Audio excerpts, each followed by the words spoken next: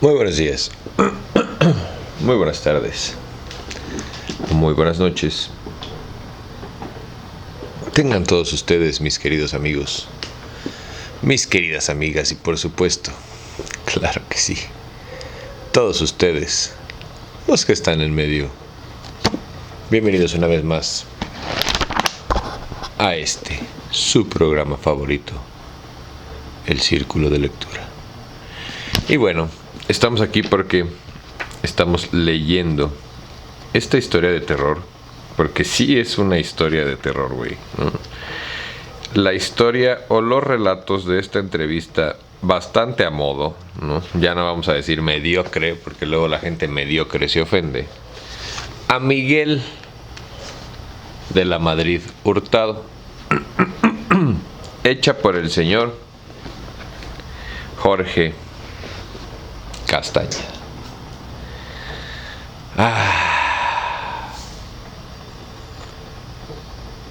Sin más por el momento, ni preámbulos estúpidos que no te importa, me gustaría recordarte que nunca me haré daño a mí mismo. Soy muy feliz con lo que hago. Y si de repente desaparezco o no me vuelves a ver, fue el Estado.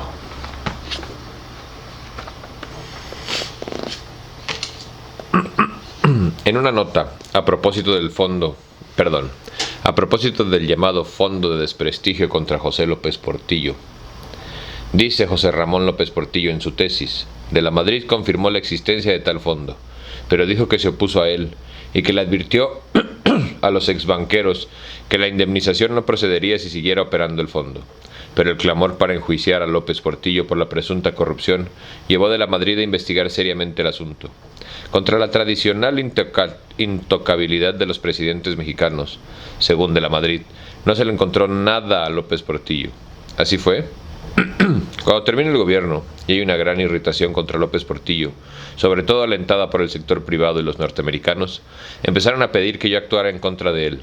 El licenciado Ignacio Burgoa presentó la denuncia ante la Procuraduría General de la República, acusando a López Portillo de que había dispuesto del dinero derivado de la deuda externa. Una acusación absurda. Le pedí a Sergio García Ramírez, el Procurador General de la República, que tomara pronto un acuerdo sobre el particular. Dijo García Ramírez: es absurda la acusación de que López Portillo se apropió de 80,000 millones de dólares, que es la deuda externa del país, puesto que año con año se fueron previendo las cuentas públicas y año con año las fue aprobando el Congreso. La deuda externa se contrató para programas del gobierno federal. Así es que no procede la denuncia de Burgoa. Y se archivó el asunto. Yo sí puedo decir que defendí a López Portillo de las pretensiones de enjuiciamiento que muchas voces exigían. ¿Y tú qué crees? ¿Que se chingaron o no se chingaron el dinero?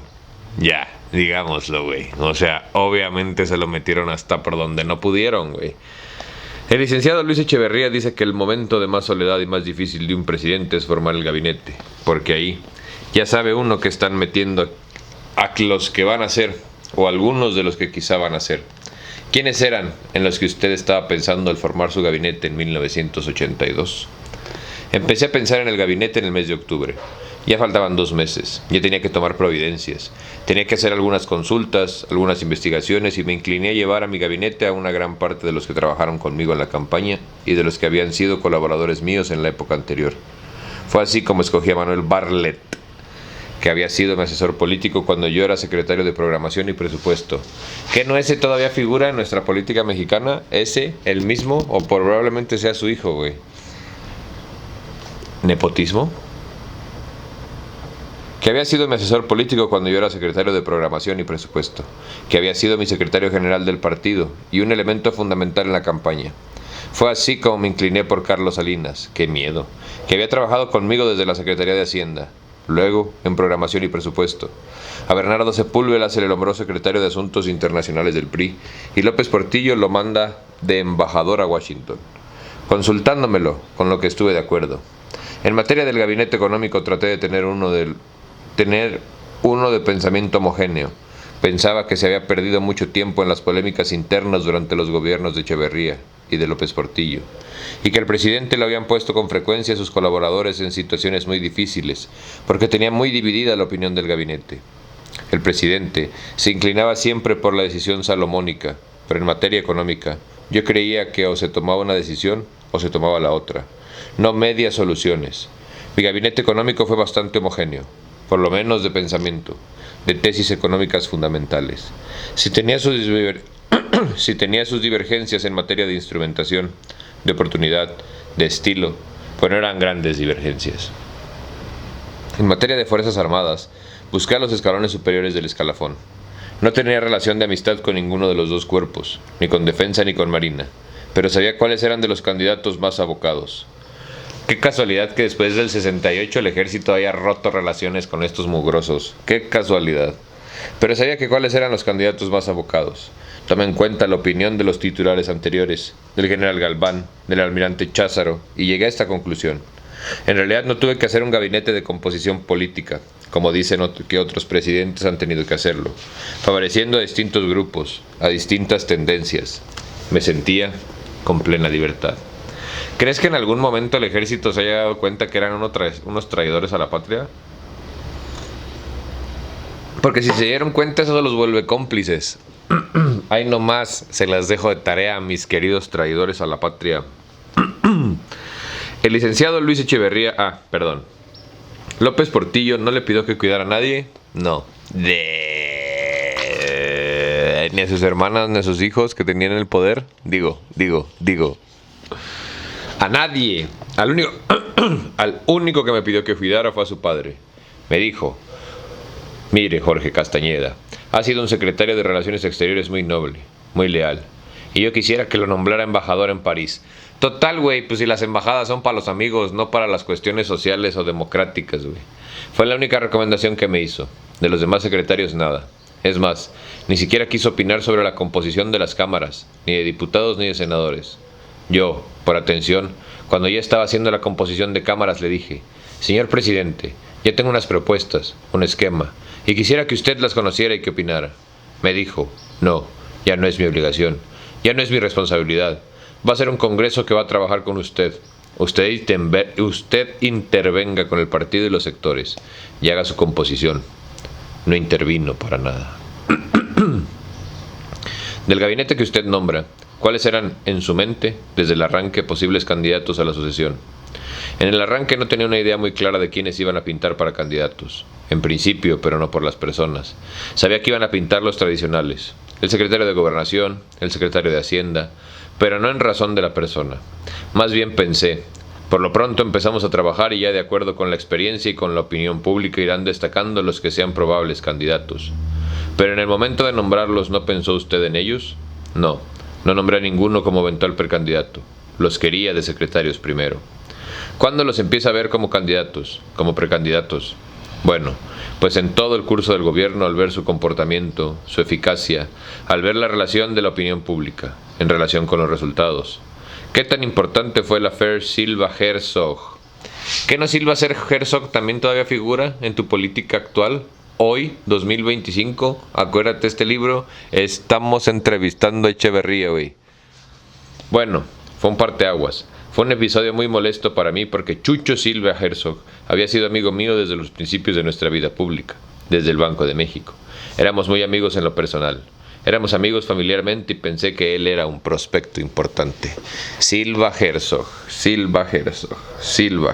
¿Por qué me suena su apellido, güey? ¿Por qué me suena, güey? Se me hace que es morenista hoy. También Bartlett, ¿no? Ahorita agarro mi chingadera esa que nos vende mentiras, celular, y les digo: siempre lo vio usted como tal, como un prospecto. El problema es que no se entendieron como compañeros del equipo Silva Herzog y Salinas. Creo que Silva Herzog siempre tuvo, el sentimiento de que tenía más derecho a ser el jefe de la política económica. Y al ver que Salinas le iba ganando terreno, reaccionó muy negativamente. Se me empezaron a picar los dos. Y Salinas se comportó con más astucia que Chucho, quien empezó a vociferar, a criticar la política económica, a amenazar con la renuncia, y de plano no me funcionaba ya como secretario. No presentaba sus ponencias, no me presentaba opciones, sino que hacía críticas muy vagas, muy generales. Entonces tuve que llegar a la decisión en 1986 de separarlo. Él también tenía deseos de separarse ya. Como tus papás. ¿Quién dijo eso? Para entonces, él ya sabía que había perdido la batalla, él sentía que había perdido, él se autoderrotó prematuramente. ¿En realidad no había perdido? No había perdido. ¿Usted no lo había descartado? No. Güey, qué entrevista más. O sea, no mames, de veras. Wow. Wow con el trabajo periodístico. Se ha comentado que usted se molestó por las fanfarronadas de Silva, por su protagonismo. Así fue. Lo que me molestaba más de Chucho era que las críticas que hacía a la política económica no me las hacía a mí, suficientemente documentadas, y que hacía comentarios dentro y fuera del gabinete en ese sentido. Eso sí me parecía que no era adecuado. En el momento de la separación, cuando la crisis de 1986, el famoso viaje de México a México de Paul Volcker, presidente de la Reserva Federal de Estados Unidos, ¿cuáles eran las posiciones de Silva Herzog por un lado y de Salinas por el otro? ¿Por qué le dan tanta importancia a que nos visiten los estadounidenses, esta bola de arrastrados, gatos, mugrosos? Discúlpenme, güey, pero es la verdad. Digo, nunca fueron totalmente diferentes, eran matices. Chucho creía que había que apretar más el gasto público. Bueno, le decía, dime dónde y cómo. Nunca me lo sustanció. Era una crítica muy global, pero sobre todo ya no quería trabajar en equipo. Yo ordenaba que se reunieran las dos secretarías para presentarme opciones y Chucho empezó a dejar de asistir a las reuniones. Mandaba al subsecretario y dije, no es posible que contrarie una de mis instrucciones de reunirse y tratar de llegar, sino una conciliación, sí a una definición clara de opciones. Y eso Chucho no lo hizo. El revolucionario institucional hablando de recortar los presupuestos sociales. ¿Por qué no me sorprende? Sobre la deuda externa, ¿hubo una diferencia? No había diferencia seria. Pues claro que no, güey, los dos estaban bajo la misma nómina. ¿Silva no era promoratoria ni quería suspender pagos? No, de ninguna manera. Simplemente se autodescartó. Usted no lo había descartado. No, yo estaba abierto a que él trabajara y compitiera. ¿Usted no había decidido? No, para entonces todavía no. No se vayan a poner nerviosos, güey, del excelente trabajo periodístico. De veras. Cuando sale Silva Herzog, usted hubiera podido nombrar en Hacienda a un secretario fuerte, pero no necesariamente vinculado a uno de los precandidatos. Usted tomó la decisión de nombrar al licenciado Gustavo Petricoli, que se llevaba bien con Salinas. ¿Usted le entrega la política económica a Salinas? Haz de cuenta que estamos en una mañanera, güey. Lo hice conscientemente. Sentía que si volvía a nombrar a una gente que me repitiera el conflicto de la SPP y Hacienda, me iba a hacer la vida muy difícil.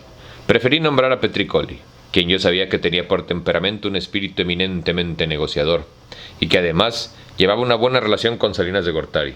Conscientemente rectifiqué que el jefe de la política económica era Salinas de Gortari. Ya, sin discusión. ¿Cuándo toma esa decisión? Reflexionó en qué caminaba ya mucho la sucesión. Reflexionó en qué encaminaba ya mucho la sucesión. Bueno, le entregaba ese poder, pero también con su riesgo de que no salieran las cosas y él se quedara en el camino. Era todavía el año de 1986. La famosa discusión teórica sobre el déficit operacional y el superávit primario. O sea, mentiras. El déficit operacional y el superávit primario. Déficit operacional. Dícese, según lo que entiendo yo, corríjanme ustedes que saben más de las letras, háblenle al morro, güey, de TikTok, que se sirve un té y describe las palabras, güey. Déficit operacional.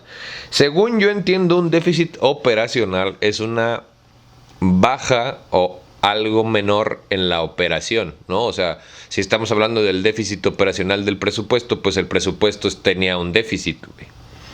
Y el superávit primario, el superávit es una suma, güey, ¿no? El superávit es un exceso de. Entonces, ¿cómo tuvieron los huevos?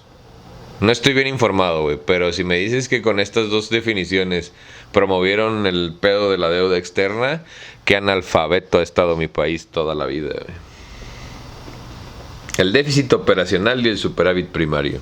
¿La gana realmente Salinas? Es una idea que plantea, de la que lo convence usted y después a Washington. Eso salió conceptualmente de SPP y de Salinas, obviamente, pero muy apoyado por Pedro Aspe. El concepto de déficit operacional no se había manejado hasta entonces. Dentro de la argumentación con el Fondo Monetario Internacional surgió el argumento del déficit operacional, distinto al déficit financiero total. Ahí sí demostrábamos que habíamos corregido muy seriamente el desbalance de las finanzas públicas y que lo que ocasionaba el déficit era la carga financiera de deuda. ¿Sabes a quién también se le perdió un apoyo millonario? Bueno, no, más bien, hubo una catástrofe con el mejor presidente de México, Enrique Peña Nieto, que el Fondo Monetario Internacional no le quiso dar dinero porque faltaba transparencia. ¿Ya viste por qué? Imagínate, güey, si entre ellos ya se habían peleado y no se querían dar dinero, o sea, no se querían dar dinero para seguir robando, o sea... Te dije que me sonaba su pinche apellido, güey. Fíjate. Jesús Silva Herzog Márquez. Nótese que el Silva Herzog de hoy lleva ¿cómo se llama? Un guión en medio y es un solo apellido, güey. Es un periodista y escritor mexicano, miembro de la Academia Mexicana de la Lengua, colaborador, miembro del portal web Latinos. Ahí está, güey. Por eso me sonaba este mediocre, güey. Ahora, entre sus logros personales están, pues, que estudió en la UNAM, fue catedrático en el TEC, trabajó en el Reforma, y el 26 de septiembre lo escogieron en la Academia Mexicana de la Lengua para ocupar la silla que ocupó su abuelo. Esos han sido sus logros. Tiene un par de obras publicadas, nada serio. Segundo cuaderno, tercer cuaderno, o sea, como que le fueron republicando sus cosas, güey. Pero fíjate, esta es la parte interesante. Este güey se llama Silva Herzog Márquez, ¿no? Llegué a él porque encontré a su papá, Jesús Silva Herzog Márquez. No, ese es este gato. Su papá, Jesús Silva Herzog Flores, que es el que habla el libro, güey. Economista y ex embajador de México en los Estados Unidos. Pero no, este es el hijo, güey, del verga. Este también todavía tiene Jesús Silva-Herzog Flores, güey. No, este es el que fue economista, murió en el 17, güey. Pero su papá, Jesús Silva Herzog, fue el que fue economista, güey. Ahora fíjate, qué interesante, porque este güey sí se llama nada más Jesús Silva Herzog. Qué interesante cómo sus hijos, güey, al pasar los años se dieron cuenta que si se apellidaban nada más Silva, iban a perder el peso político que tenía su padre. Y entonces convirtieron el Silva Herzog, los dos apellidos de su padre, en su apellido paterno, para después agregarle la madre. Así de nepotista es tu país. Y tu política y todo. ¿O por qué lo tienen escribiendo ahorita en donde lo tienen? ¿Porque es bueno? ¿O por cómo se apellida? Que no creas, güey, yo creo que por cómo se apellida, porque para llegar a esos periódicos como los que mencionamos y portales de internet como los que mencionamos, pues en realidad bueno no se necesita ser. Se necesita ser bueno para...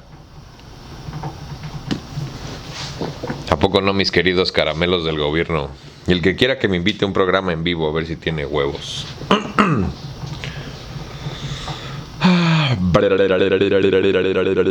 Cuando sale Silva Herzog, usted hubiera podido nombrar en Hacienda un secretario fuerte. Eso ya lo leímos, ¿no? Sí, eso ya lo leímos. ¿No se les hizo raro que cuando de repente surge la idea del déficit operacional y sale Silva Herzog de Hacienda, que va el nuevo equipo a Washington y los norteamericanos que habían estado muy reacios a cualquier flexibilidad dicen, qué buena idea tuvieron, les vamos a prestar más dinero? ¿Ves? Hasta este caramelo del gobierno se le hace raro. Creo que el Fondo Monetario Internacional y el Tesoro norteamericano se dieron cuenta de la necesidad de flexibilizar su posición. Cuando vino todo el problema de la nueva crisis del precio del petróleo en enero y febrero del 86, pronunció un discurso bastante fuerte aquí en México, diciendo que ya no podíamos aguantar tantas cosas y que teníamos que reaccionar, y que nuevamente ratificada la tesis de que para poder pagar había que crecer.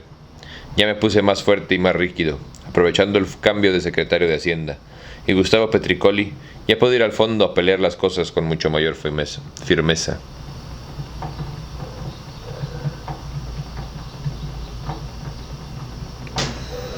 ¿No tiene la impresión de que Salinas había hablado con los norteamericanos? No. Las negociaciones con el Fondo Monetario y el Tesoro siempre se canalizaban vía Secretaría de Hacienda y Banco de México. Programación estaba pendiente, pero el canal eran Hacienda y el Banco de México. Creo que la salida de Silva Herzog los preocupó. Junto con mi discurso en febrero, dijeron, si seguimos estirando la cuerda se van a romper las negociaciones. Y además, vieron la realidad de las cosas, que ya no se podía apretar más a México. A Manuel Bartlett, ¿cómo lo veía? A ver, vamos a hacer otro paréntesis y me vale madres. Cámbiale de canal si no te gusta cómo leo.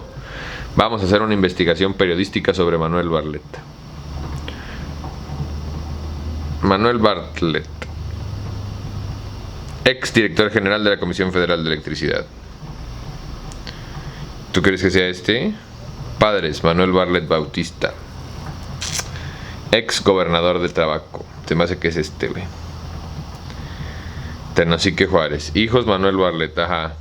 Y luego seguimos con, pues este todavía sigue vivo, así que debe de ser ex director de la Comisión Federal de Electricidad.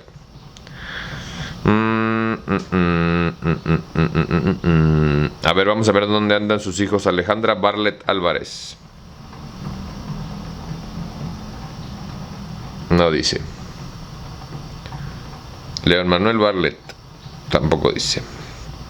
Bueno, pues fíjate, fue el director general de la Comisión Federal de Electricidad durante el sexenio de Andrés Manuel López Obrador. Bla, bla, bla, bla, bla. ¿Y tú qué pensabas, mijo? ¿Que votar servía de algo? No, güey. Te tienes que apellidar de la manera correcta. Tienes que ser parte de la estirpe correcta para poder llegar a un cargo real. Todos los demás son gatos y mugrosos. Los que más me encanta ver son así a los que andan con sus chalequitos de los gobiernos pensando que, güey, no son un gato más como yo. Ay, ay, ay, ay, ay. A Manuel Bartlett, ¿cómo lo veía? Lo veía como un competidor muy serio. Imagínate, hasta terminó trabajando con López Obrador, su enemigo número uno. Bueno, su hijo. Muy hábil de profesional. Fue de los finalistas. Los finalistas fueron Bartlett, Del Mazo y Salinas. ¿Usted mete a Alfredo Del Mazo al gabinete con la intención de que corra? Sí.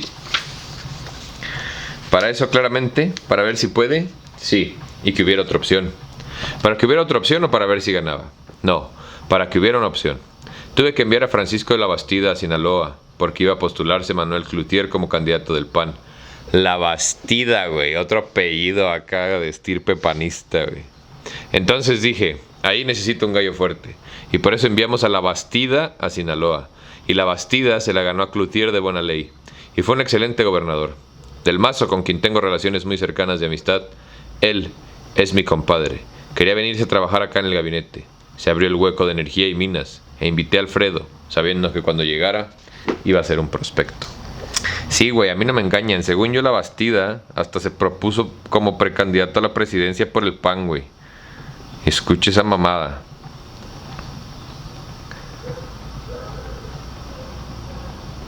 Ah, no, fue candidato a la presidencia de México por el PRI. Perdón.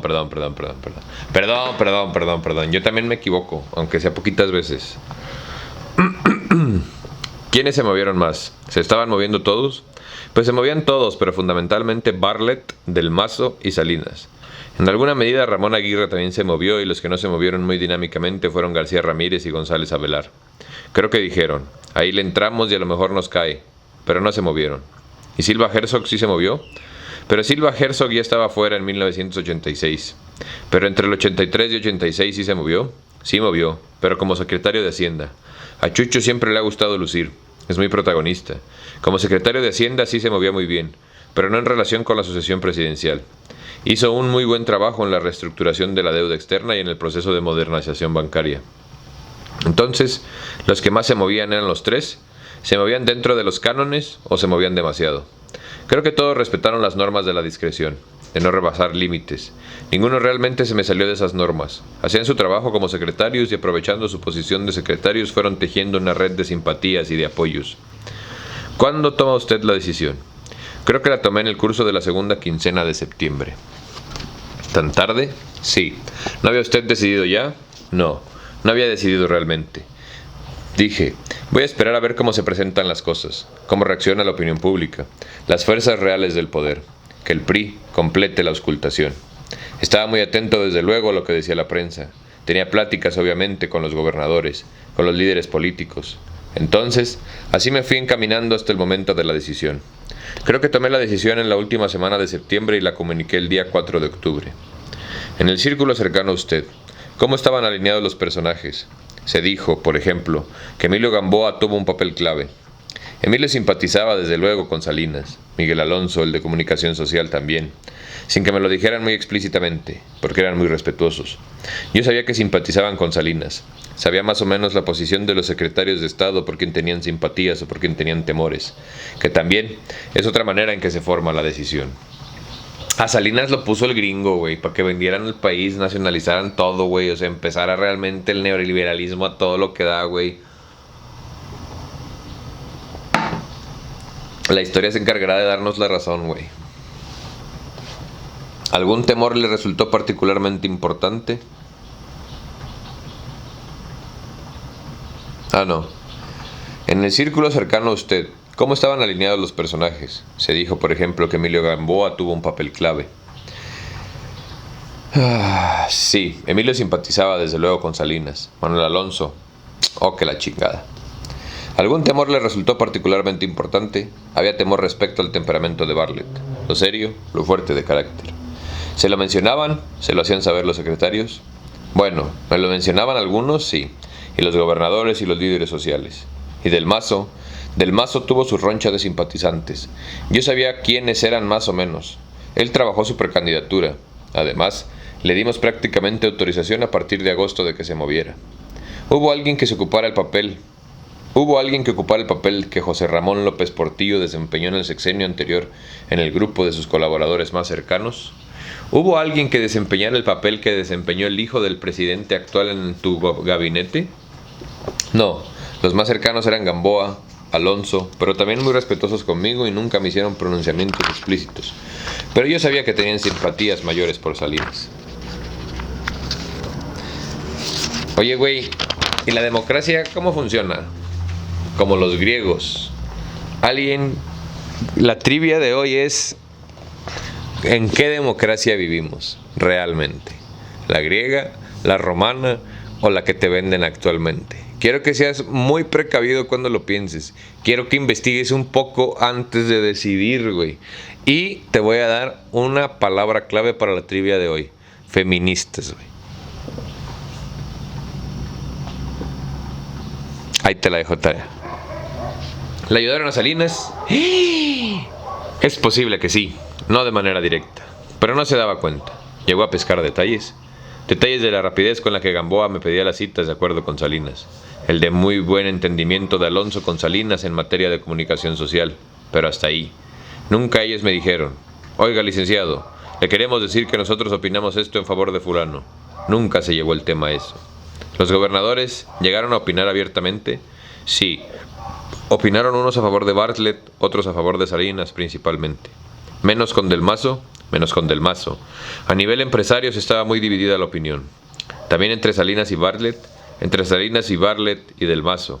Siguiendo la tradición de la pasarela en el Consejo Mexicano de Hombres de Negocios, autoricé que fueran a comer con ellos los 6 que se habían nombrado y además, un poco para darle más movimiento al asunto, les sugerí que también invitaran a Soberón, a Ricardo García Sáenz, me parece que a Camacho también. ¿No hubo vetos a Del Mazo en algunos sectores? No vetos formales, ninguno. Renuencia, reticencia. La reticencia era por el carácter de Bartlett, lo juzgaban de un carácter muy fuerte. Entonces quedó Salinas. Salinas fue el que al final consideré que, además de sus cualidades personales, tenía el mayor grado de consenso de las fuerzas reales de poder dentro y fuera del partido. Pues sí, pinche mafioso. ¿Por qué mayor consenso? Porque consideraban que había sido un buen secretario, porque había trabajado de manera hábil con ellos, porque consideraban que era un continuador de mi política económica. En fin, no había reserva respecto a él. Siempre me he preguntado si toda esta gente realmente en un sistema parejo podrían haber llegado a ser quienes fueron, güey. Honestamente creo que no. Y en lo personal también, aunque no había una relación de amistad suya con él, no, porque la diferencia de edades era de cerca de 15 años. Carlos siempre había sido un empleado subordinado mío y no había relación personal de amistad. Era amistad en el trabajo. En la vida personal, no. Yo con quien tenía la mayor amistad personal era con Alfredo del Mazo. Es mi compadre. Carlos Salinas tiene muy grabada en la memoria una ocasión, probablemente a principios de 1987, en que usted y doña Paloma invitaron al matrimonio Salinas a almorzar a Cuautla, solos, sin colaboradores. ¿Fue para calarlo una última vez o para darle una señal ya de un afecto especial? Fue la primera vez que invité a la familia Salinas a mi casa de Cuautla, pero yo había invitado a otras personas, también del gabinete, ya sea a Los Pinos, ya sea a mi casa de Cuautla, en plan simplemente de convivir socialmente y sin ninguna segunda intención política. En general, llevé una vida social muy recortada, pues estaba tan agobiado y tan apurado que no tuve una vida social intensa cuando fui presidente. Pero de vez en cuando, invitaba los domingos a algunos de mis colaboradores en la tarde a ver una película, ahí en la sala de proyecciones de Los Pinos.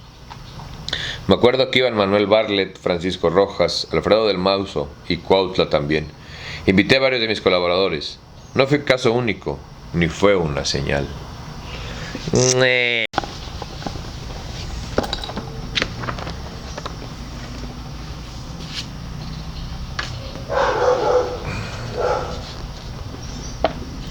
¿Le ayudaron a Salinas? Es posible que sí, no de manera directa. Pero no se daba cuenta, llegó a pescar detalles de la rapidez con que Gamboa me pedía las citas de acuerdo con Salinas, el muy buen entendimiento de Alonso con Salinas en materia de comunicación social, pero hasta ahí. Nunca me dijeron ellos: oiga, licenciado, le queremos decir que nosotros opinamos esto a favor de fulano. Nunca se llevó el tema a eso. ¿Los gobernadores llegaron a opinar abiertamente? Sí, opinaron unos a favor de Barlet, otros a favor de Salinas principalmente. Menos con Del Mazo. A nivel empresario se estaba muy dividida la opinión. También entre Salinas y Barlet y Del Mazo, siguiendo la tradición de la pasarela en el Consejo Mexicano de Hombres de Negocios, autoricé que fueran a comer con ellos los 6 que se habían nombrado y además, un poco más para darle más al movimiento al asunto, les sugerí que también invitaran a Soberón, a Ricardo García Sainz y me parece que a Camacho también. ¿No hubo vetos a Del Mazo en algunos sectores? No, vetos formales ninguno. Renuencia, retinencia. La retinencia era por el carácter de Barlet. Lo juzgaban de un carácter muy fuerte. Entonces quedó Salinas. Salinas fue el que al final consideré que, además de sus cualidades personales, tenía el mayor grado de consenso de las fuerzas reales de poder dentro y fuera del partido. No mames, me revuelvo, güey, con el excelente trabajo periodístico. ¿Por qué mayor consenso? Porque consideraban que había sido un buen secretario, porque había trabajado de manera hábil con ellos, porque consideraban que era continuador de mi política económica. En fin, no había reservas respecto a él. ¿Por qué eso ya lo leímos y no me dijo nada nadie? ¿Por qué no Del Mazo y por qué no Barlet? Consideré que el mayor grado de consejo solo tenía Salinas, que era el que tenía un proyecto más claro de gobierno. Lo digo, cercanía, personal, familiar. Del Mazo, amistad, compañerismo. Barlet, trabajo de colaboración y de cumplimiento de lo que yo quería. De lealtad de defensa de mis tesis, Salinas. ¿Qué tanto los investigó a los tres? Fíjese que no hice investigaciones personales. Por ejemplo, no hice investigaciones de vida familiar. Más de lo que sabía toda la gente. Pero mandar a investigar la vida familiar no lo hice. No, a ver, espérame. Es que me confundí, güey. Carlos Salinas tiene muy grabada en la memoria una ocasión, probablemente a principios de 1987, en que usted y doña Paloma invitaban al matrimonio Salinas. Eso ya lo leí también, güey. Fíjese que no hice investigaciones personales. Por ejemplo, no hice investigaciones de vida familiar más de lo que sabía toda la gente. Pero mandar a investigar la vida familiar, no lo hice. La vida patrimonial tampoco. Yo tenía una idea más o menos de cuál era su situación, pero mandarlos a investigar no lo hice. Pues total, güey, iban a desempeñar un cargo cualquiera en el gobierno. ¿De la salud? No, pues de la salud yo veía por cómo aguantaban el tren del trabajo. ¿Por qué no investigó? ¿No le pareció pertinente? ¿No le gustaba la idea? No, imagínate lo que hubieran encontrado, güey. Claro que investigaron, nada más no te quiere decir. Por favor, me daba pena hacer la investigación de ese tipo de cosas. Ninguno había dado motivo para tener mala fama en materia moral o en materia patrimonial.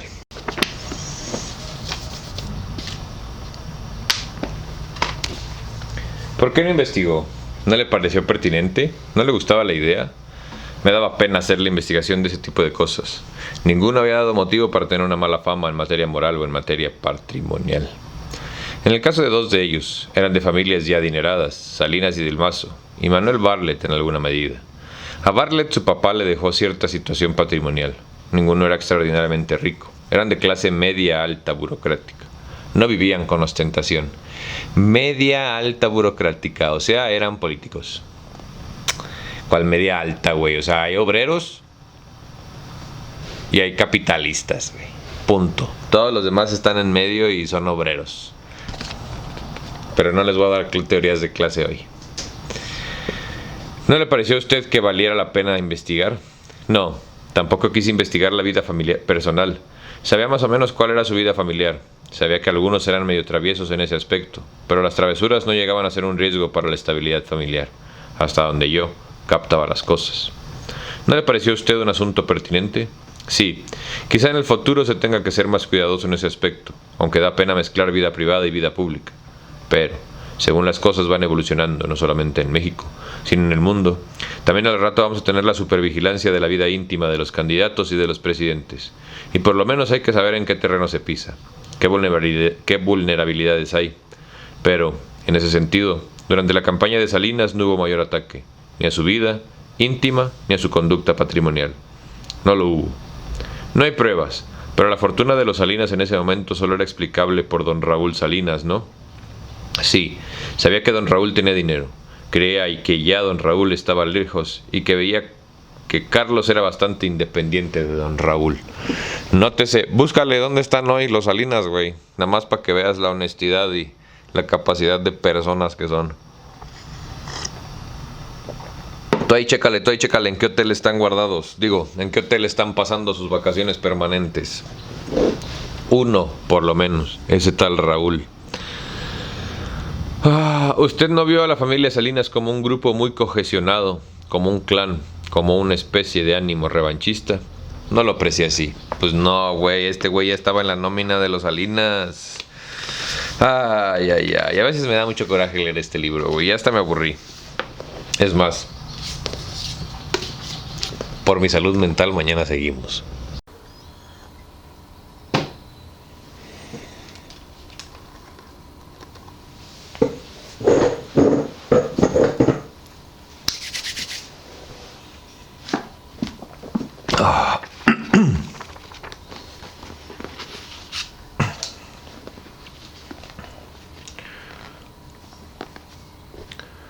No investigó. Perdón, ahora sí. No investigó las relaciones públicas, las relaciones políticas y de negocios de don Raúl, ni la posibilidad de que se hubieran hecho extensivas a sus hijos Carlos y Raúl, ni la relación tan cercana que resultó después evidente entre los Salinas y el profesor Carlos Hank González, incluso tal vez en materia de negocios. No lo investigué. Sabía, por ejemplo, que don Raúl había sido asesor de este señor González, el de Maseca, porque ahí sí vi que una vez llegó don Raúl a la Secretaría de Hacienda acompañado y asesorando al señor González. Yo dije, bueno, es natural que un secretario de Estado que sale del gobierno, pues tenga que hacer algo de trabajo. Que asesoraba a González, pero hasta ahí. De la posible relación de la familia Salinas con el profesor Hank, no tuve mayor información. El profesor no participó en mi gobierno, aunque sostuvimos una relación cordial. El otro día su hija estuvo en una polémica, güey, porque presumía jirafas en su jardín. Pero no sabían de las relaciones entre Salinas y Hank González. Esa relación no la detectó usted, no la tomé en cuenta. De los colaboradores cercanos de Salinas tampoco. José Córdoba era un técnico, un asesor que, hasta donde yo sabía, no tenía mayores relaciones de negocios con nadie. Tenía un acercamiento enorme con Salinas, pero yo sabía que Pepe Córdoba merecía esa confianza de Salinas. Lo que pasa es que el papel que tomó Pepe Córdoba ya en la presidencia fue exorbitante. Si se disparó de lo que un secretario, un asesor presidencial, y se convirtió en un participante en la toma de decisiones al más alto nivel. Eso no lo aprecié mientras Córdoba fue asesor de Salinas en programación. Y luego lo ayudó en la campaña, en algunos trabajos. Lo que se ha llamado el lado oscuro de Salinas, ¿no lo conoció? ¿Nadie se lo mencionó en el transcurso de la decisión? No, nadie me lo comentó. ¿Ni siquiera los enemigos de Salinas? ¿Bartlett no le hizo llegar alguna información? No, porque creo que Bartlett y Salinas hicieron un pacto de no agresión. Entonces Bartlett, que se supone era el encargado de la inteligencia política, nunca me llevó un dato de Salinas, quizá porque, como era el competidor, no quería parecer como haciendo un juego sucio por Salinas. Ellos hicieron gran amistad. Ellos hicieron gran amistad, Bartlett y Salinas. Ellos hicieron una gran amistad y creo que hicieron un pacto de no agresión. Yo creo que hicieron varios pactos. Sí hubo, ¿verdad? Creo que sí. Parece que, a pesar de que Bartlett quizás no manejó el proceso electoral con eficacia del caso, Salinas lo nombró secretario de Educación. Lo tuvo 2 años ahí y después lo ayudó a ir a Puebla. Porque pues al Chile el secretario de Educación nunca ha sido importante, ¿estás de acuerdo? Tu educación en realidad no es una educación, es una doctrina, ¿no? Estás sentado 8 horas como obrero que eres para que cuando crezcas, pues no se te haga raro tener que estar repitiendo el mismo movimiento mecánico como la máquina de carne que eres, mi queridísimo obrero. Perdóname, güey, perdóname. Se me olvida que tú eres clase media, o sea, discúlpame. Tú no trabajas 8 o 10 horas, no, discúlpame, ¿no? Es más, no te han romantizado el trabajo en tu casa como el homeworking, güey. No, perdóname, tú eres clase media, tú eres diferente, discúlpame, güey. Jorge Carrillo Lea, que era tan cercano a usted, ¿nunca le dijo, cuidado con eso? No, nunca me dijo nada. Creo que más bien por la ineficacia del sistema de información del sistema político. Desde entonces era muy malo. Creo que se deterioró a partir de que se empezó a usar la Dirección Federal de Seguridad como policía del orden común. Cuando se metió a narcóticos, a secuestros, a robos, se le hizo una policía más y dejó de tener su función de policía política. Más bien, de cuerpo de inteligencia política. Eso no lo ubico exactamente cuándo, pero venía de muy atrás. Es chistoso cómo todos estos mugrosos siempre han querido tener como que su propio cuerpo de policía, güey. Imagínate el miedo. Cuando llega usted a la presidencia, la Federal de Seguridad que se encuentra, ¿ya no sirve? ¿Alguna vez sirvió? Sí, ya no sirve y desde un principio dije, hay que cambiar esto. Hay que hacer un verdadero cuerpo de inteligencia política. Hay que quitarle las responsabilidades policíacas. Le pregunté a Bartlett, ¿a quién nombramos en la Federal de Seguridad? No tengo la intención de tener a la dirección bajo mi dependencia lineal. Quiero que sea una responsabilidad del secretario de Gobernación. Entonces, Bartlett me recomendó a José Antonio Zorrilla, a quien conocía por haber sido compañero de trabajo en la Secretaría de Gobernación. Durante la campaña, Zorrilla nos dio un buen servicio de información política, y cuando me lo propuso Bartlett, acepté. Después nos empezamos a dar cuenta de que Zorrilla estaba implicado en juegos sucios. Se lo dije a Bartlett un par de veces y él no me lo creyó. Hasta que explotó el problema de Camarena. El apellido, güey, Zorrilla. No, me cae que la Rosa de Guadalupe se queda pendeja con nuestra política, güey, neta. Nada más que hay que saberla ver. Algunos dicen que fue Gutiérrez Barrios quien se lo propuso. ¿No es cierto? Nah. El que se lo propone es Bartlett. Sí. ¿Y usted? ¿Presupone entonces que existe una relación estrecha y de confianza entre Bartlett y él? Y de confianza, no solo personal, sino profesional. Como yo no me quería manejar a la Federal de Seguridad, le dije a Manuel, mira, no voy a manejar la Dirección Federal de Seguridad, la vas a manejar tú. Proponme candidatos, me dijo. Zorrilla, que se ha formado ahí con Gutiérrez Barrios, pero ya es independiente de él. Nos ha servido mucho en la campaña. Es un profesional, no es el policía típico. Adelante, le dije. Nunca tuve acuerdo con Zorrilla. Una vez nada más me lo llevó Bartlett a saludarme. Lo que pasa es que Manuel ya no quisiera que se le achacaran tanto la paternidad de Zorrilla, ¿verdad? Porque él falló después, lamentablemente. Lo de Buendía como se vio después, pero también muchas indisciplinas de que Manuel le había dicho. Tales y tales comandantes me los corres porque ya es un rumor público que están metidos en el narco. Entonces Zorrillas le dijo, sí, cómo no. Y después, Bartlett se dio cuenta que los había puesto de asesores. No había cumplido sus instrucciones, a raíz ya de lo de Camarena. Cuando gente de la Federal de Seguridad ayuda a fugarse a Caro Quintero, le pone el ojo Manuel. Se da cuenta de esas indisciplinas, le llegan más noticias y es cuando dice, de plano me equivoqué con este, me traicionó. Vamos a retirarlo y vamos a ayudarlo a que sea candidato a diputado. Fue en las elecciones de medio periodo, de 1985. Manuel lo arregla y 2 meses después me dice, oye, fíjate, que he sabido cosas más graves de Zorrilla. Entonces, ni la diputación merece. Pues arréglalo, le contesté. Obtuvo de Zorrilla su renuncia a la candidatura de diputado. Ya se va y se pierde, hasta que aparece en 1989 ya con la imputación del asesinato de Manuel Buendía. O sea, fíjate nada más la línea de pensamiento priista, güey, ¿no? Vamos a nombrarlo secretario de seguridad, güey. Oye, güey, es que está coludido con el narco. Ah, no, bueno, sácalo y mételo de diputado de castigo. Sácalo de ahí y mételo de diputado de castigo. Me explico, no tienes a una plurinominal que entró dándole las nalgas a Lito y el otro día estaba en una campaña para ser, creo que alcaldesa.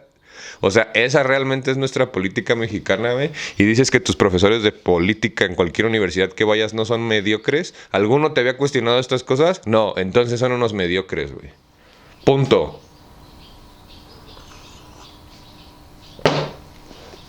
Ah, pero eres chairo, ¿no? Por pensar. ¿Y usted? Presupone entonces que existe una relación estrecha de confianza entre él y Bartlett. Ah, no, sí, ¿verdad? ¿Usted no tuvo una relación autónoma con don Fernando Gutiérrez Barrios? Sí. Manuel Bartlett fue el que me dijo, en octubre o noviembre de 1982, que Gutiérrez Barrios le había dicho que ya se había cansado de ser policía y que quería una posición de servicio público de tipo administrativo. Manuel Bartlett, que no llevaba una buena relación con Gutiérrez Barrios, me dijo, oye, es la oportunidad de sacar a Gutiérrez Barrios de donde ha estado 25 o 30 años. Ya de que entre otra gente. Yo sí recomiendo también que le encuentres una posición administrativa. Fue cuando nombré a Gutiérrez Barrios director de Puentes, Caminos y Puentes. Siendo director Gutiérrez Barrios, me veía con alguna periodicidad y me hacía evaluaciones generales de la situación política. Muy bien hechas, análisis de que esto está así, esto está asado, cuidado con esto. No entrando en detalles nunca, pero evaluaciones generales por escrito. Llevé muy buena relación con Gutiérrez Barrios y cuando se acercó a Veracruz dije, para Veracruz, y se fue para allá. Mientras estuvo de gobernador, el estado estuvo muy bien controladito. Hubo muy buen gobierno, porque Gutiérrez Barrios es muy inteligente. ¿Se fue acercándose a Salinas? Sí, se fue acercándose a Salinas. Desde Caminos llevaban relaciones. Salinas lo oía. Le hizo algunas faenas políticas, entonces sí, acercó con Salinas. Inteligencia militar tampoco le servía para el propósito de investigar a los candidatos. No llegaba a los requisitos que yo quería llegar. Cumplía sus funciones de estar vigilando las condiciones de seguridad general en las zonas.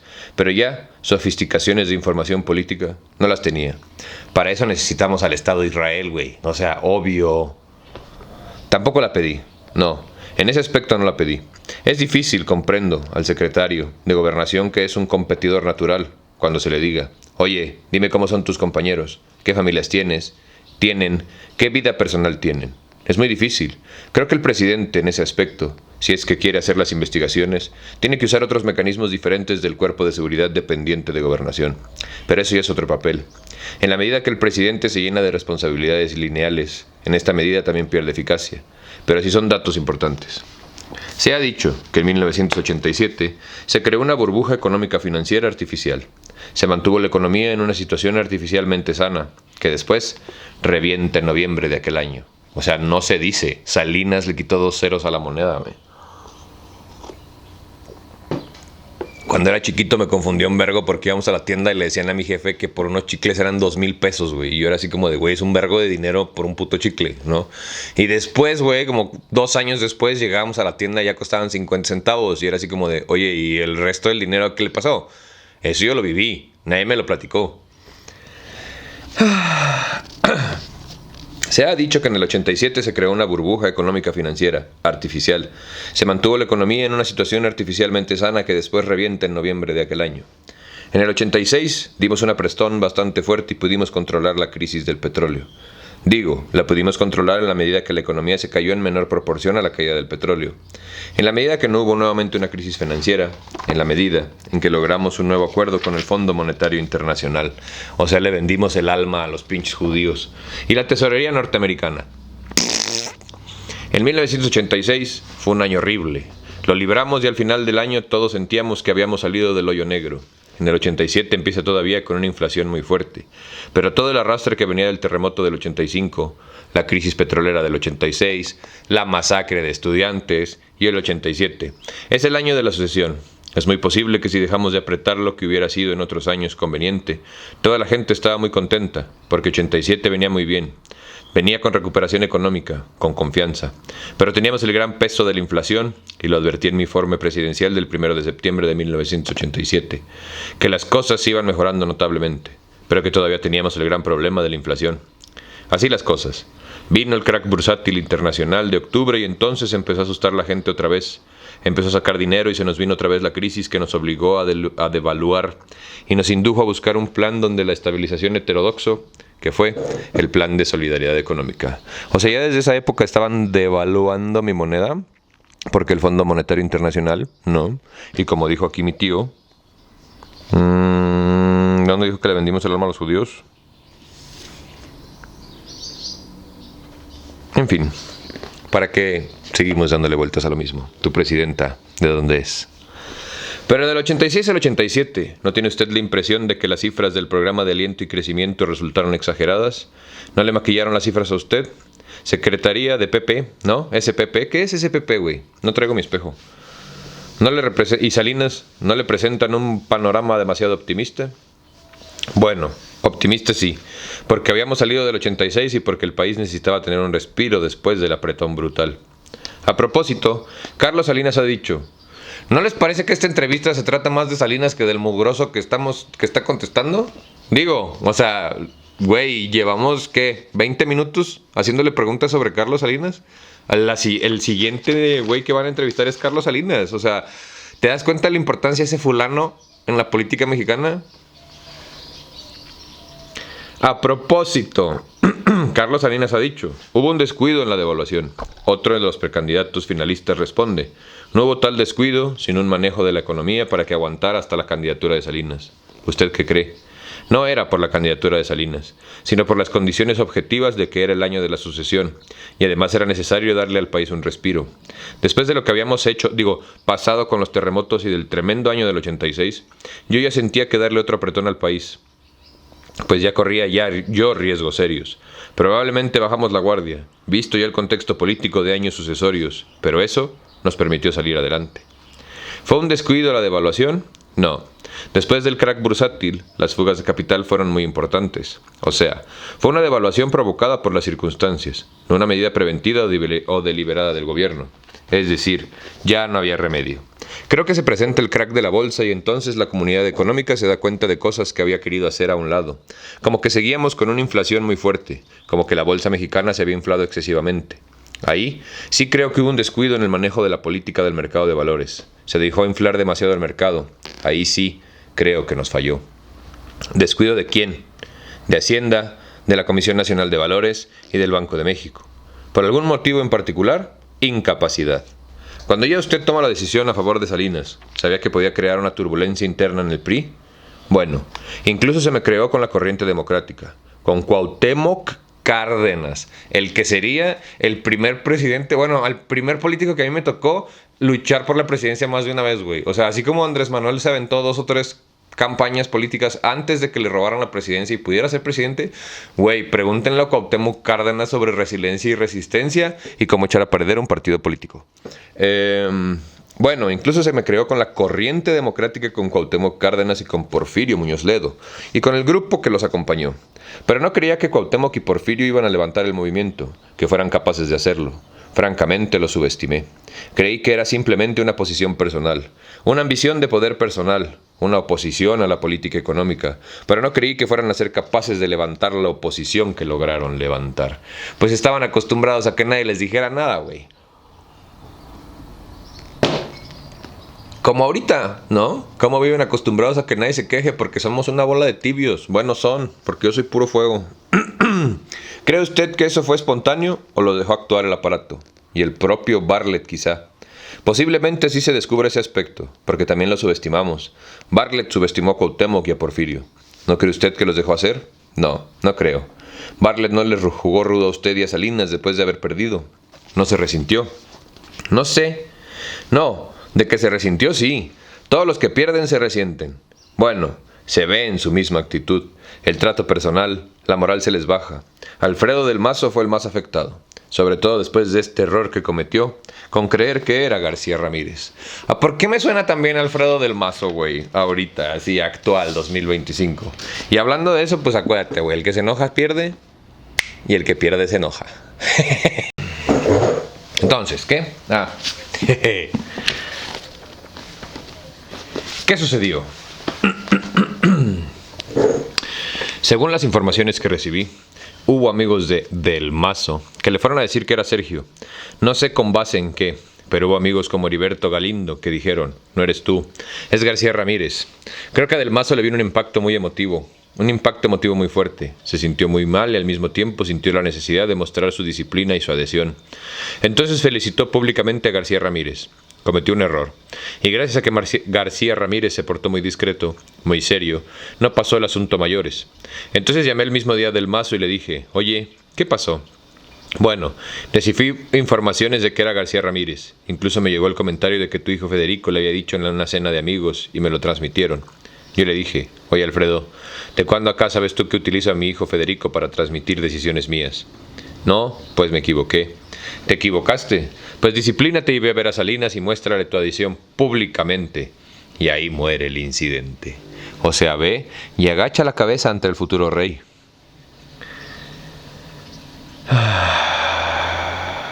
Pero Del Mazo se sintió muy deprimido y entonces a los pocos días me dijo, oye, me siento muy deprimido.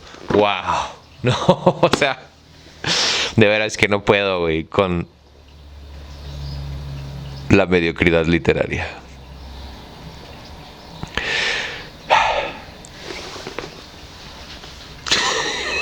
Pero Del Mazo se sintió muy deprimido y entonces a los pocos días me dijo, oye, me siento muy deprimido, ya no siento que te soy útil, quiero renunciar. Yo le respondí, no, Alfredo, no se va a ver bien que tú renuncies porque tú sientes insatisfacción por la candidatura de Salinas.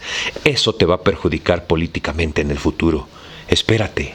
Se desesperó y al mes me dijo, pues no me siento bien pues no me siento bien de humor para seguir trabajando. Estoy muy lastimado, me desgasté, no te sirvo. Le pregunté, dime Alfredo, ¿qué solución le buscamos? Me contestó, quisiera que me encontraras un lugar en alguna embajada. Le hablé a Bernardo y le dije, oiga, tenemos este problema. Búsquele algún acomodo en alguna embajada razonable. Encontramos disponible Bélgica y nombré a Alfredo embajador ahí. Si se derrumbó, cosa que no pasó con Bartlett, que es muy profesional, muy duro, y él siguió trabajando hasta el final. Ramón Aguirre también siguió, no obstante que también salió lastimadón. Creyó que tenía posibilidades. No, pues imagínate, güey. O sea, pierdes tu candidatura y para que no te agüites te mandan de embajador. No, Padre Santo, güey. O sea, con razón todos los mediocres de mi generación querían ser políticos a la verga, güey. Bartlett no se quebró. No se quebró. ¿Usted no le dio explicaciones a nadie? No, no se hace. Ni a Del Mazo, por la cercanía, lo buscó usted para explicarle lo que había sucedido. Ni a sus patrones de Estados Unidos. Ni a la CIA. No, no te tocó y ya.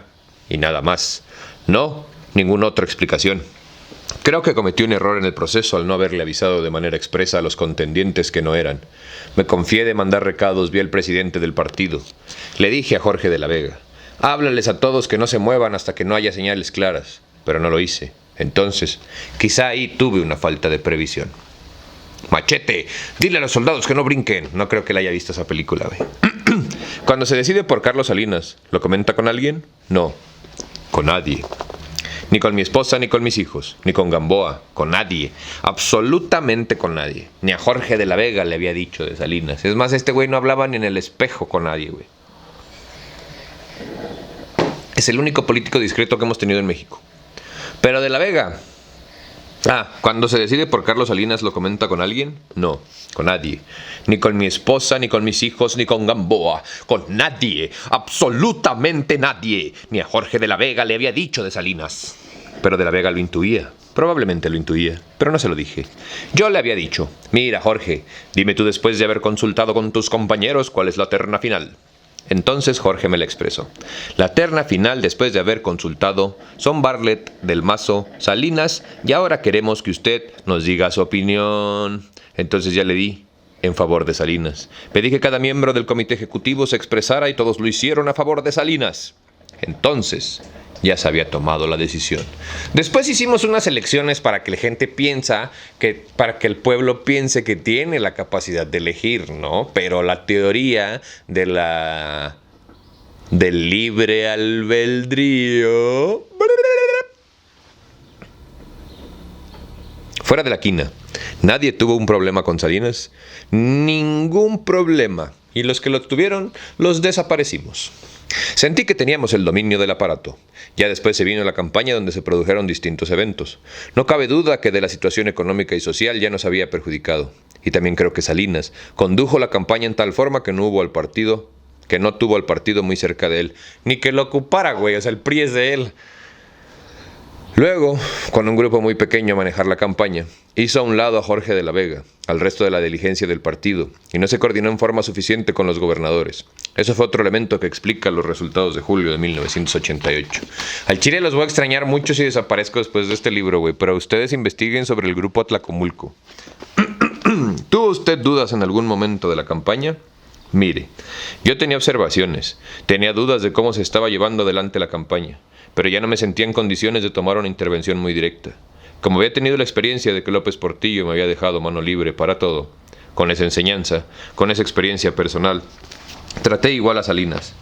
Yo no intervine para nada en la campaña de Salinas ni en la mecánica, ni en la selección de candidatos a diputados y senadores. Nada. ¿Llegó a pensar que a lo mejor se había equivocado? No. Es la fecha en que pienso honestamente que no me equivoqué. Dadas las circunstancias de entonces, que Salinas cometió errores, que le evitó, que le fue mal al final, pues ya fue un problema de él. Pero recuerdo que los 3 primeros años de gobierno de Salinas fueron gloriosos en todos los aspectos, con un prestigio creciente, con éxitos de política económica, con los éxitos de las elecciones de medio término y entonces más bien ubicó los problemas hacia la segunda mitad de gobierno. Las debilidades de carácter reales de Carlos Salinas, junto con las muchas virtudes y su talento notable, deben haber sido relativamente visibles, ¿o no? Y su talento notable, güey, o sea, ve cómo se la chupan, güey. Carlitos, de veras, o sea, hay que ser honestos, güey. No te enojes, hay que ser honestos. Y si me vas a hacer daño, vienes con todo, güey. Y vienes tú, no vayas a mandar a alguien pinche joto, güey.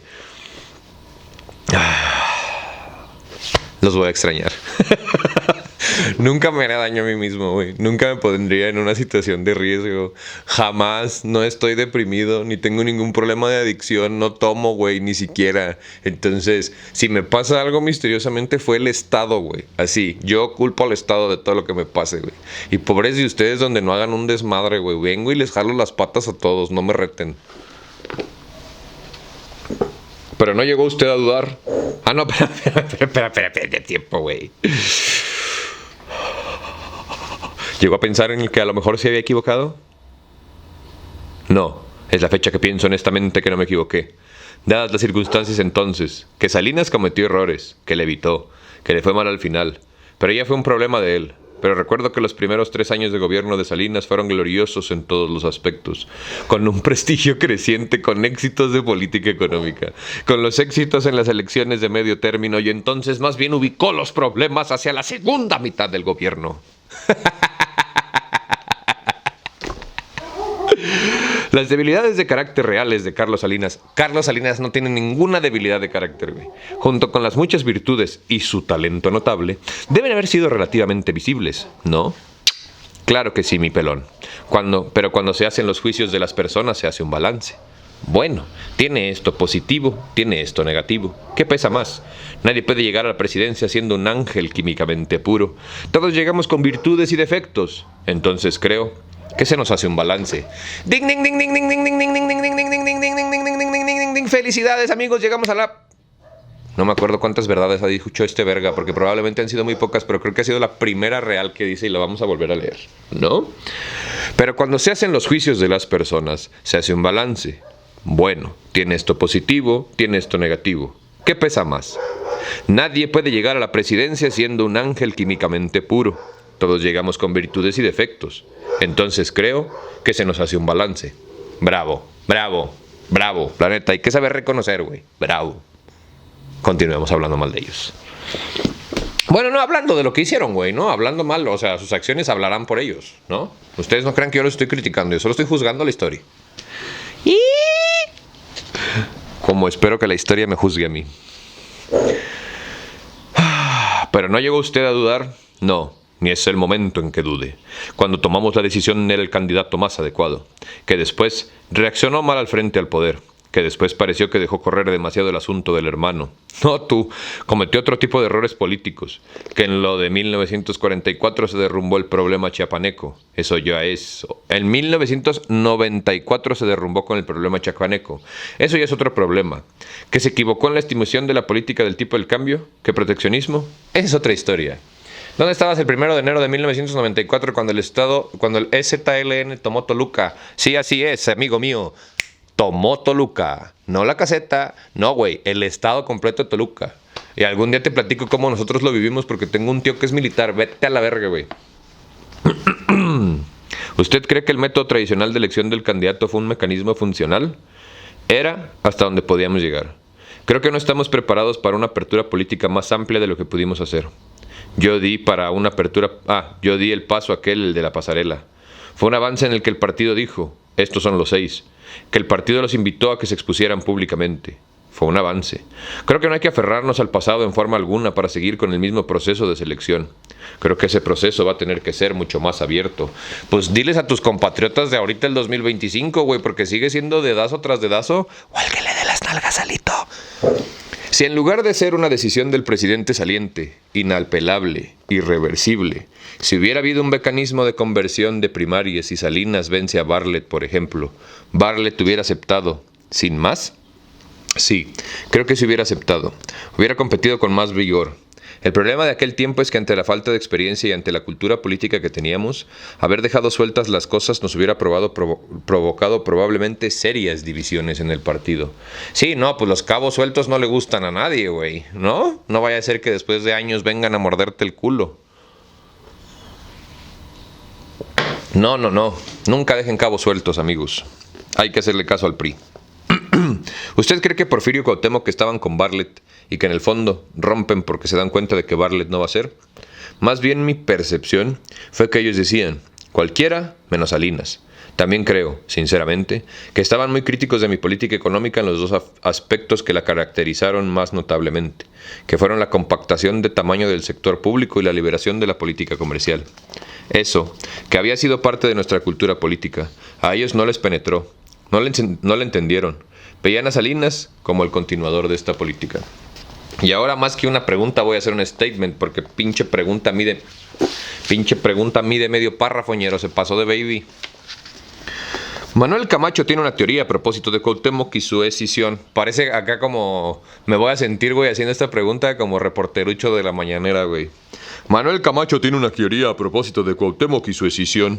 En sus denominadas memorias apócrifas, que en realidad fueron documentos robados de su domicilio en 1994, y cuya autenticidad, a propósito de los paisajes citados en este libro, fue corroborada por el autor con el propio Manuel Camacho, el exsegrente de la Ciudad de México, dice, Cuauhtémoc Cárdenas empezó siendo obstáculo para el destape que el presidente de la Madrid quería impulsar. En ese momento, un cambio en las reglas de selección del candidato del PRI a la presidencia era percibido como un intento para debilitar la voluntad del presidente y, por tanto, de apoyar candidaturas distintas que iban a debilitarle el esfuerzo de ajuste financiero que había sido el objetivo central del gobierno de la Madrid.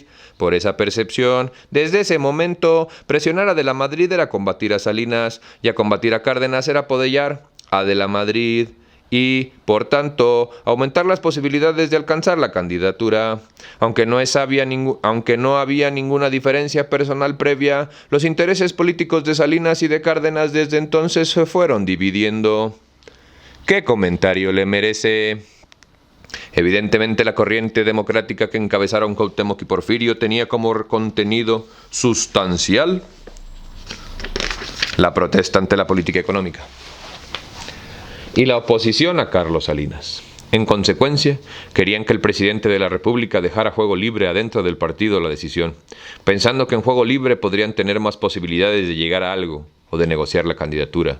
Frente a esta situación me negué a retirarme del juego y seguimos adelante con el sistema, digamos, tradicional, de dejar en manos del presidente la conducción del proceso y el arbitraje final. Y con esto le vamos a dejar el día de hoy porque la neta, híjole, güey.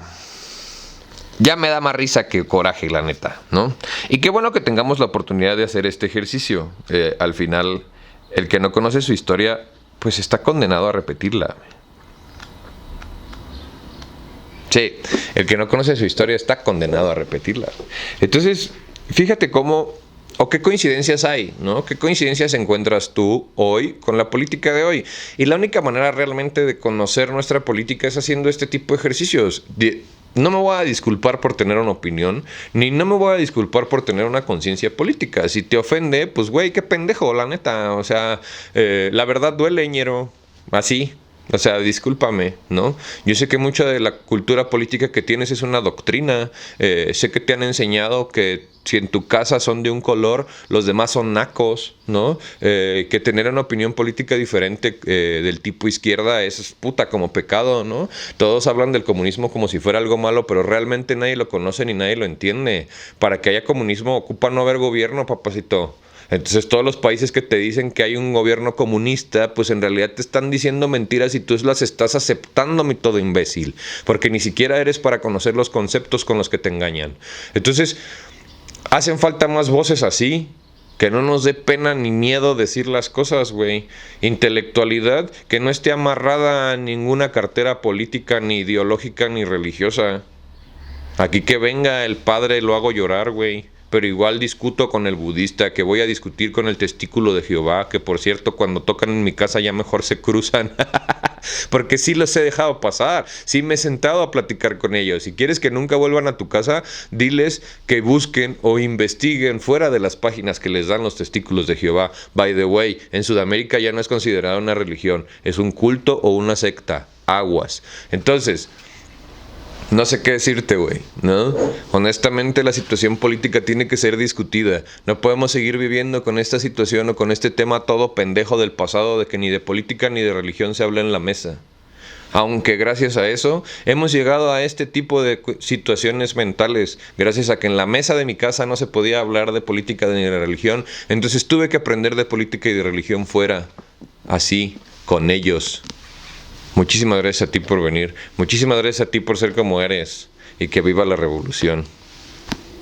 Saludos cálidos. Todos a ver One Piece, güey, ¿eh?